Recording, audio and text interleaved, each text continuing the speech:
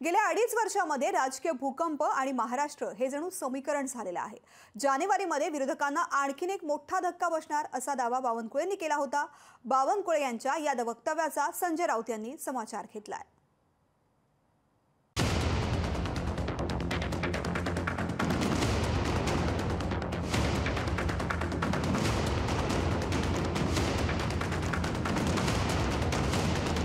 गेल्या 2.5 वर्षात राजकीय भूकंप आणि महाराष्ट्र हे जणू समीकरण झालंय।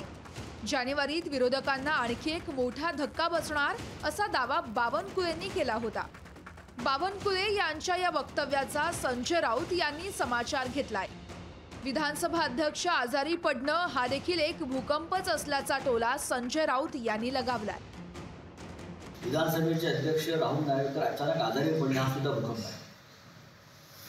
आज निकालाचा दिवस आहे उद्या, बरोबर ना? 10 तारीख हा निकालाचा दिवस होता आणि ते आजारी पडले, ही भूकंपाची सुरुवात।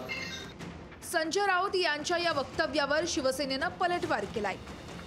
अनेक स्वप्न त्यांना रोज पडत असतात। त्यांच्या सगळ्या स्वप्नांना मी शुभेच्छा देतो आणि पुढची 25-30 वर्ष अशीच स्वप्न त्यांनी पाहत राहावी आणि एकनाथ शिंदे साहेबांच्या नेतृत्वाखाली कायमस्वरूपी सरकार आमचं यावं ही आमची मनापासूनची इच्छा आहे आणि ती इच्छा महाराष्ट्रातली जनता पूर्ण करेल।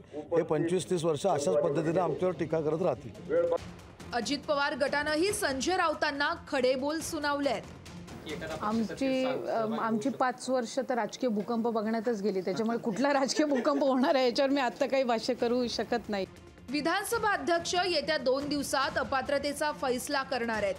या फैसल्यानं महाराष्ट्रात कोणता राजकीय भूकंप होतो, कोणती राजकीय उलथापालथ होते हे पाहावं लागेल।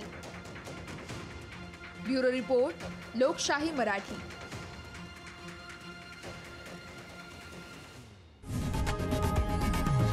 लोकशाही मराठी ऐका, पहा, जागरूक रहा।